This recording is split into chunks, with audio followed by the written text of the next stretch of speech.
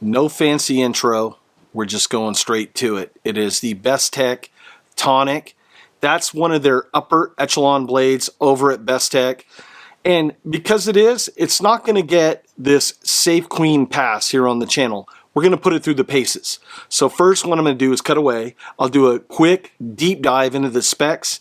Then I'm going to take it over to the stump top. We're going to work this blade like every other blade we do on the channel. And then we'll bring it back 360 and talk about it. Folks, you're not going to want to miss it. Folding blades, you're here with me. The video starts now.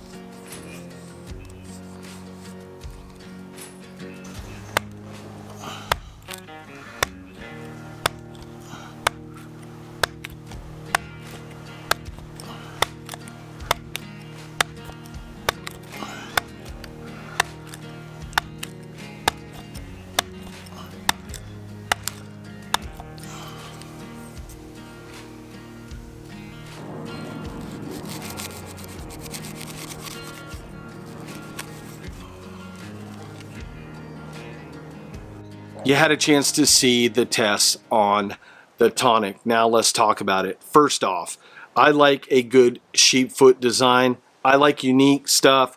This looks really nice and it fits the profile of this blade. The steel is Böhler M390. That is a high-end Austrian steel. Böhler makes great steel, and this is noted for its edge retention. It may be a little bit sassy to sharpen, but you're getting a really nice steel with this blade.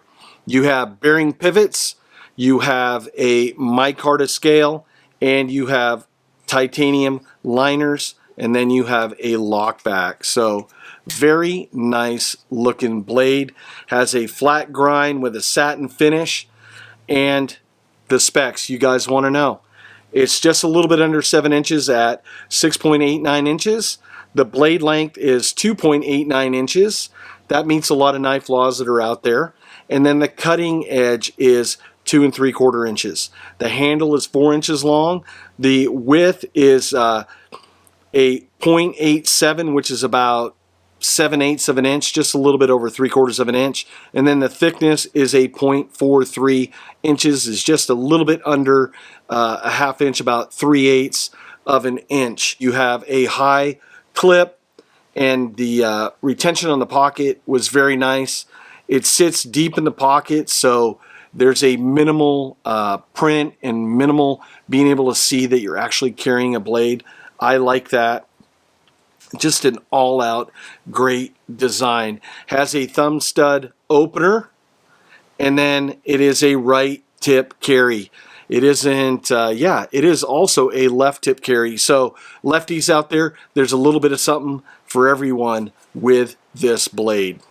Let's talk about the cutting tests. I like doing a standardized cutting test where I'm cutting tubing, where I'm cutting leather, where I'm cutting rope, where I'm doing a little bit of a fire stick with making feathers with the blade and such.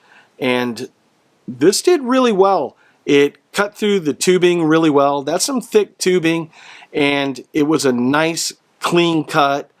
It did feather sticks really nice. Now realistically, this is not a bushcraft knife, but if you're in a situation that required it, hey, at least you know that with that flat grind, it's going to be able to do nice feather sticks. And with anything, you're going to have to practice with your blade.